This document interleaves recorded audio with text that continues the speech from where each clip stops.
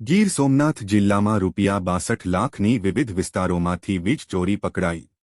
તારીખ 13/5 અને 14/5/2025 એમ 2 દિવસમાં 40 ટીમોમાં 205ના સ્ટાફ સાથે 1420 કનેક્શનો ચેક કરવામાં આવેલ હતા, જેમાંથી 223 કનેક્શનોમાં ₹62,20,000 જેવી વીજ ચોરી પકડાઈ હતી.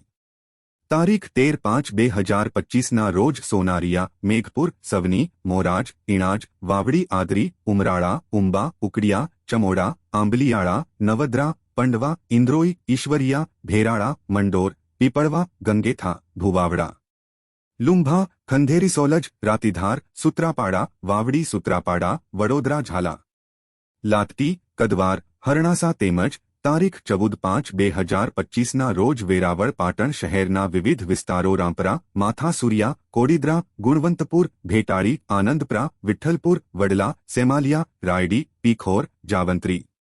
જમાલપરા, તાલાલા, ગલિયાવાડ, ઉમરેઠી, માલઝીંજવા, લુશાળા, ધાવા સહિતના વિસ્તારોમાં વિવિધ ટીમો દ્વારા ચેકિંગ હાથ ધરાયેલ હોવાનું કાર્યપાલક ઇજનેર શ્રી પાસેથી જાણવા મળેલ છે.